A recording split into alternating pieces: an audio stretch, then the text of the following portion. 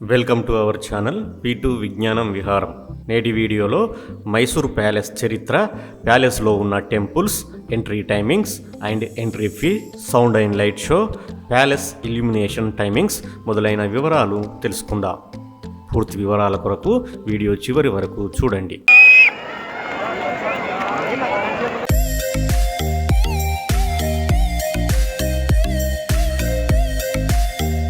మొదటగా మైసూర్ ప్యాలెస్ చరిత్రను చిన్నగా తెలుసుకుందాం.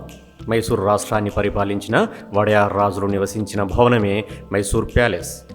మైసూర్లో మొత్తం 7 ప్యాలెస్లు ఉన్నాయి. అందుకే మైసూరుని సిటీ ఆఫ్ ప్యాలెసెస్ అని కూడా పిలుస్తారు. 7 ప్యాలెస్లలో ఇప్పుడు మనం చూస్తున్న మైసూర్ ప్యాలెస్ కూడా ఒకటి. భారతదేశంలో తాజ్మహల్ తర్వాత ఎక్కువగా టూరిస్టులు విజిట్ చేసే ప్లేస్ మైసూర్ ప్యాలెస్. మైసూర్ ప్యాలెస్నే అంబవిలాస్ ప్యాలెస్ అనే పేరుతో కూడా పిలుస్తారు. ఇక్కడ 14వ శతాబ్దంలో మొదటిసారి మైసూర్ ప్యాలెస్ను నిర్మించారు. కానీ తర్వాత కాలంలో ప్యాలెస్ను అనేక సార్లు కూల్చి తిరిగి కట్టడం జరిగింది. కానీ 1896వ సంవత్సరంలో దసరా ఉత్సవాలలో భాగంగా ప్యాలెస్ కాలిపోవడంతో 1897 నుండి 1912 వరకు ఇప్పుడున్న ప్యాలెస్ను నిర్మించడం జరిగింది. ఈ ప్యాలెస్ను మైసూర్ రాజైన 4వ కృష్ణరాజ వడయార్ కట్టించాడు.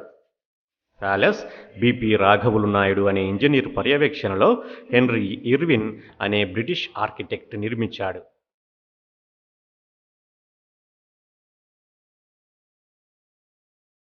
మైసూర్ ప్యాలెస్కు మొత్తం 5 గేట్లు ఉన్నాయి. కానీ వీటిలో కేవలం 2 మాత్రమే తెరిచి ఉంటాయి. చాలామంది ఇక్కడ కన్ఫ్యూజ్ అవుతుంటారు. అందుకే వాటి వివరాలు మీకోసం. 5 ఎంట్రెన్స్లలో మెయిన్ గేట్ పేరు జయమార్తాండ గేట్. ఇది ఈస్ట్ సైడ్ గేట్. రెండవది వరాహ గేట్.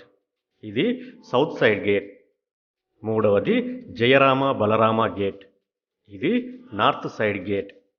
నాలుగవది బ్రహ్మపురి గేట్ మరియు 5వది కరికల్లు తొట్టి గేట్.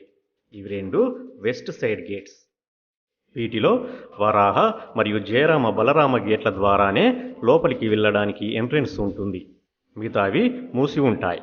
కావున మీరు వెళ్ళేటప్పుడు ఈ విషయం తప్పక గుర్తుంచుకోవాలి.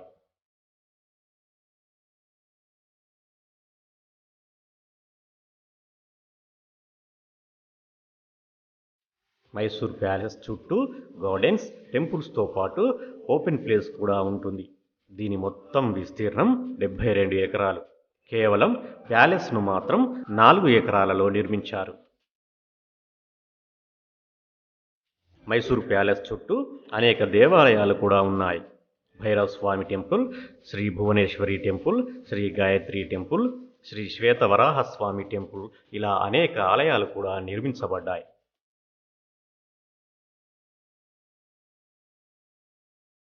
టూరిస్టులకు మైసూర్ ప్యాలెస్ లోపలికి కూడా ప్రవేశం కల్పిస్తారు. ప్రతిరోజు ఉదయం 10 గంటల నుండి సాయంత్రం 5:30 వరకు లోపలికి అనుమతిస్తారు.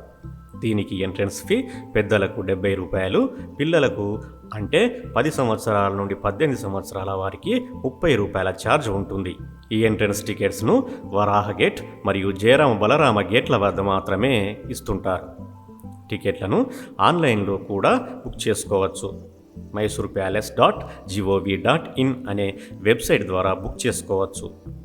ఆన్లైన్లో బుక్ చేసుకుంటే మీరు బుక్ చేసుకున్న డేట్ నుండి 6 నెలల టైంలో ఎప్పుడైనా ప్యాలెస్ను విజిట్ చేయవచ్చు.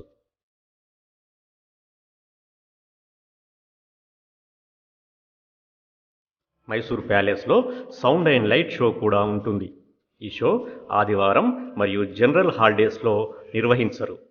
ఈ షోను కన్నడ మరియు ఇంగ్లీష్ లాంగ్వేజ్లో నిర్వహిస్తారు. కన్నడ షోకు మరియు ఇంగ్లీష్ షోకు వేరువేరు టికెట్ ధరలు ఉంటాయి. వాటి వివరాలు ఇలా ఉన్నాయి. కన్నడ భాషలో సోమవారం నుండి బుధవారం వరకు సాయంత్రం 7 గంటల నుండి 8 గంటల వరకు, అలాగే శనివారం రాత్రి 8:15 నుండి 9:15 వరకు నిర్వహిస్తారు. దీని ఎంట్రన్స్ ఫీ పెద్దలకు 70 రూపాయలు, పిల్లలకు 30 రూపాయలు ఉంటుంది. ఇక ఇంగ్లీష్లో గురువారం నుండి శనివారం వరకు సాయంత్రం 7 గంటల నుండి 8 గంటల వరకు నిర్వహిస్తారు. దీని టికెట్ ధరలు పెద్దలకు రూ. 90, పిల్లలకు రూ. 40 ఉంటుంది. ఇంకో ముఖ్య విషయం, ఈ సౌండ్ అండ్ లైట్ షో టికెట్లు అదే రోజు సాయంత్రం 6:30 తర్వాత మాత్రమే ఇస్తారు. అది వరాహ గేట్ వద్ద మాత్రమే అనే విషయం గుర్తుంచుకోవాలి.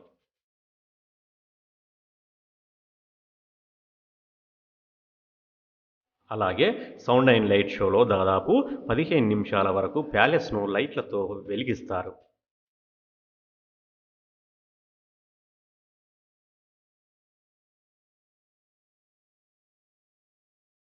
మైసూర్ ప్యాలెస్ను చుట్టూ మొత్తం 97,200 బల్బులతో ఏర్పాటు చేశారు.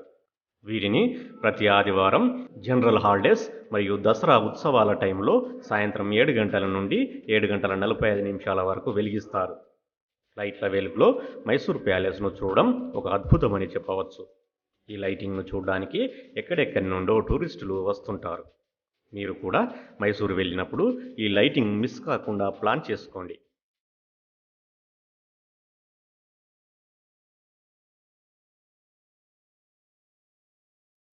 అలాగే ప్యాలెస్ లోపల చూడడం కూడా మిస్ కావద్దు.